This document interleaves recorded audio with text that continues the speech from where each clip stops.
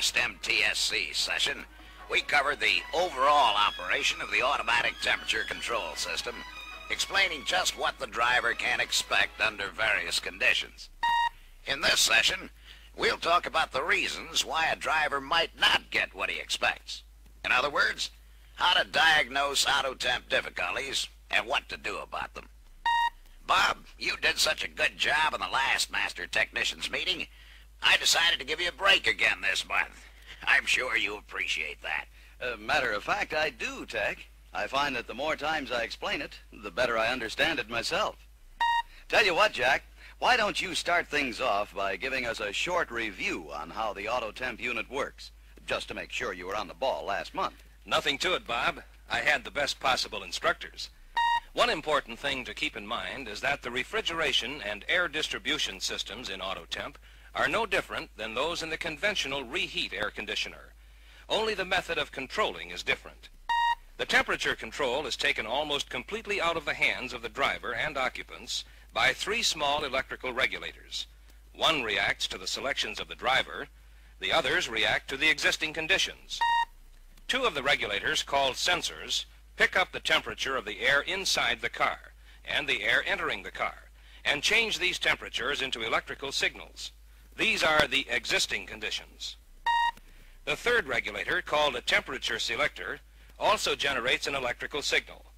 But this signal depends on the setting of a comfortable temperature. This is the desired condition.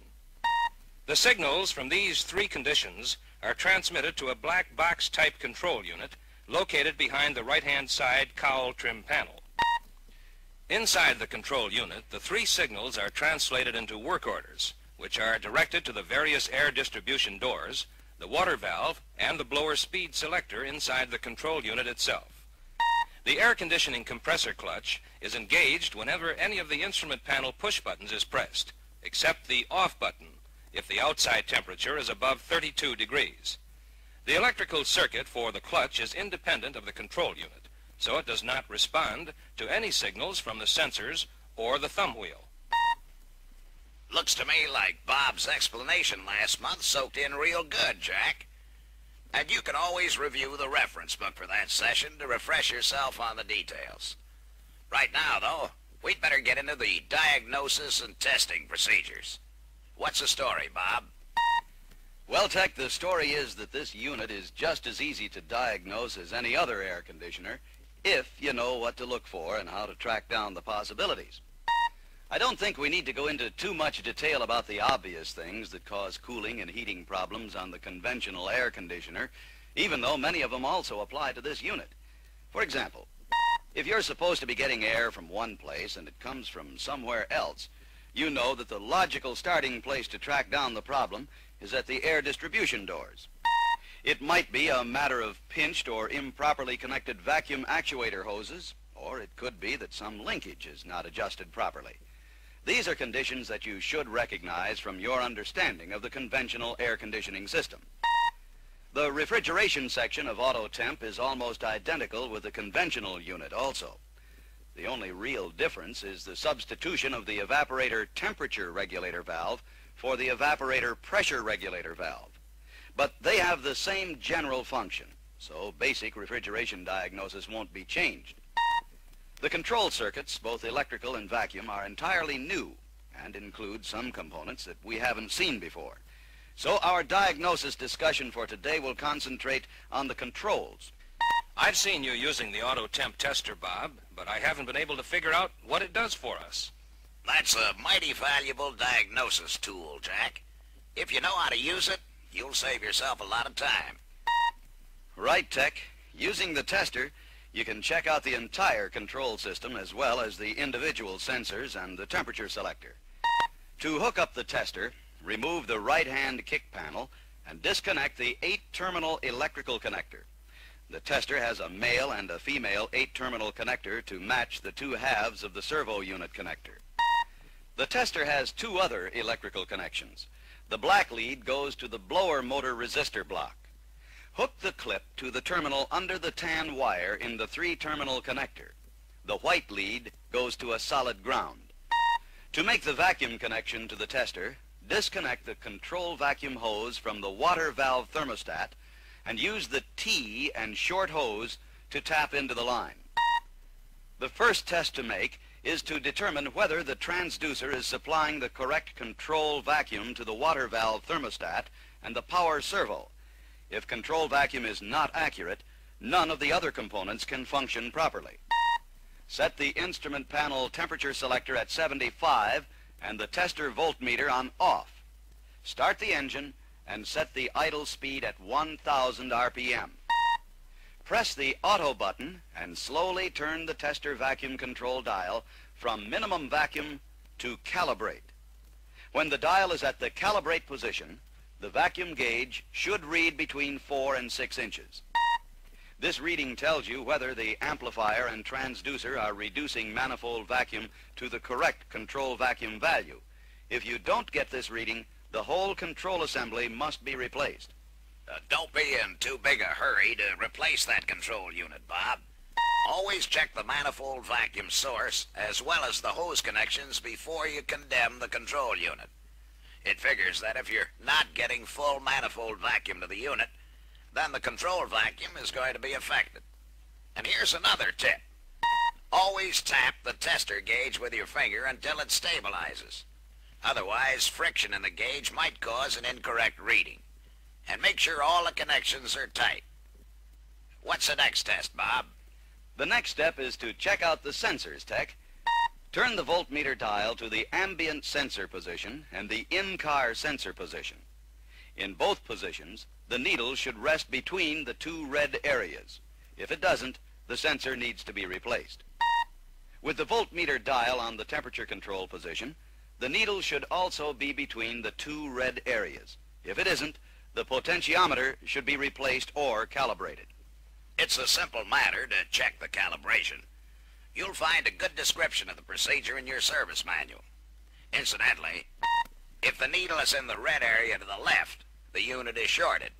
The needle in the red area to the right indicates an open. I don't understand how the tester checks out the sensors and the selector. Well, very quickly, Jack, when the tester is used to check the control unit calibration, the sensors and the selector are bypassed inside the tester. The bypass circuits substitute resistance for the units that is equivalent to 75 degrees at the two sensors and an equal setting on the selector. In testing the sensors, the tester sends a current through the selected sensor or the temperature selector. The voltmeter shows the amount of voltage drop across the units, which is one method of testing for resistance. Incidentally, Jack, when you're testing the sensors and selector, don't leave the dial in any of the 3 test positions for more than 30 seconds. If you do, you're liable to ruin a good sensor or selector. You can also use the tester as a test probe to see if a circuit is live. First, unplug the 8-terminal connector. Then ground the white lead solidly and use the black lead to test for voltage at the various switches under the various operating conditions. The operating conditions are as many and as varied as there are combinations of signals from the 2 sensors and the instrument panel selector. It's almost impossible to predict every condition of temperature, so let's look at some basic possibilities. To prepare for the push-button test, place a thermometer in the right center air conditioning outlet. Set the vacuum control dial at minimum vacuum and the voltmeter dial on voltage. With the engine running at 1000 RPM and the off button pushed, the tester voltmeter and the vacuum gauge will read 0. This is the starting point to check out the operation of the entire system. With these conditions, and knowing that the sensors and the control vacuum output are correct, we're ready to go through the push button positions to pinpoint any problems. That is, as soon as Tech takes care of that old subject. I don't even get a chance to interrupt anymore. Someone better turn the record. As a first test of the complete system, push in the auto button. There shouldn't be any change in the vacuum gauge reading, but the fresh air door should be at the 20% open position and the blower should be at the high air conditioning speed. You should be getting cool air from the air conditioning outlets and the air temperature should drop. That's because the tester vacuum dial, which is acting as a selector dial, is asking for less heat because of the low vacuum. To further check the auto push button operation, slowly move the tester vacuum control dial from minimum vacuum toward maximum vacuum. The system will go through a number of changes during the process, starting with a drop in blower speed to M3 at about 2.5 inches. When the vacuum gauge reading increases to about 3.5 inches, the fresh air door will open all the way to 100% fresh air. As the vacuum control dial is turned further toward maximum vacuum, the blower will continue to slow down and the output air temperature will begin to rise. This will continue until the gauge reaches about 8 inches of vacuum. As the blower speed changes, you'll be able to see the voltmeter needle move. When the control vacuum reaches about 8 inches, the system makes the transition from upper air conditioning outlets to lower heater outlets. I remember that, Tech. In fact, that's the easiest way for me to remember the operation. High vacuum means high heat, and low vacuum means less heat. Right, Jack. And at the transition point, the output air temperature should be at about 85 degrees, give or take 10 degrees. Then, as soon as the change is made, the blower starts to speed up, and the temperature continues to increase. As you continue moving the dial toward maximum vacuum, the blower will make 2 more increases in speed, and the output temperature will continue to rise. At 12 inches vacuum, the blower will be on M3, and the temperature will be about 140 degrees. Turn the dial back to get 8 inches on the vacuum gauge. At this point, with the auto button pushed, the blower will be on low. Push the high auto button and see if the blower goes from low to M3 speed. Why should this happen, Jack? If I remember correctly, pushing the high auto button bypasses the control unit and goes through only one of the resistors in the blower resistor block. So, in the high auto position, the low speeds are eliminated. That's right, Jack. Now, to check out the defroster buttons, you have to again return to the auto button position. So push the auto button and set the tester vacuum dial so the gauge reads 8 inches. Pushing the defrost button doesn't change the vacuum reading, but the air conditioning outlets will be closed off.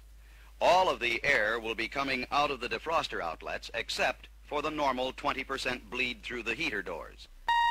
The output air temperature will be the same as in the auto position, but the blower speed will be in M2. That's because the current from the push button goes through only 2 resistors in the resistor block. The last push button test is on high defrost. With this button pushed, you'll get full control vacuum, which will call for the highest heat, and the blower will run at the highest heat speed. That's because the high defrost push button bypasses the sensors and the instrument panel selector. In fact, on high defrost, you can move the selector through the full range without any effect on the blower speed or the temperature. Now, Bob, there are some other components that can give some symptoms that might be mistaken for sensor or control unit problems. How about telling us about them? Sure thing, Tech. But there's one thing that should tell you if it's another unit. If the blower goes through all the speeds during the test we've just covered, you can be pretty sure that the control unit is operating correctly. The first thing I always look for is a pinched vacuum hose or a bad hose connection. In fact, I usually check them all out before I go through the sensor test. I've cut down a lot of lost time that way and avoided unnecessary control unit replacement. Another test comes early in my procedure, especially when the output air is too warm. When this happens, I have to take a look at the water valve operation. The water valve is operated by vacuum against a calibrated spring load. In other words, the valve is closed by a spring and opened by the modulated vacuum from the water valve thermostat. To make this test, make sure the engine is warmed up normally. Remove the red tracer vacuum hose from the water valve thermostat and connect the hose to an external vacuum source with an inline gauge. Put a thermometer in the right center AC outlet and run the engine at 1200. If you expect to get any air out of that outlet, you'd better set the control vacuum on your tester to get the auto temp in the air conditioning mode. That means about 7 inches control vacuum. Thanks, Tech. Set the external vacuum source to apply 3.5 inches to the water valve. At this setting, there should be no increase in the output air temperature. Start a slow increase in the vacuum supply to the water valve. At 4.5 inches, the temperature of the output air should increase 10 degrees or slightly less. Of course, you'll have to wait a short while for the thermometer to catch up. Check full opening of the water valve by turning the external vacuum supply up to 12 inches or more. This should increase the air temperature to about 140 degrees. If the valve doesn't make the grade, replace it. Now, assuming that we find the water valve doing what it's supposed to do when the correct vacuum is supplied to it, let's find out whether that vacuum is actually being supplied. To find that out, let's look at the water valve thermostat. You know that control vacuum and a bimetal spring are used to reduce manifold vacuum to a lower value, which determines how far the water valve will be open. To test the water valve thermostat, pull the vacuum hose with a red tracer off the thermostat and connect a vacuum gauge to that thermostat connector. That hose with a red tracer is the one that goes to the water valve. Disconnect the wires from the compressor clutch and run the engine at curb idle speed. Place a thermometer in the right center air conditioning outlet, push the auto button, and set the tester vacuum dial so the tester vacuum gauge reads 7 inches. This is the control vacuum supply to the water valve thermostat. When the thermometer in the outlet settles down, it should read the same as the ambient temperature outside the car.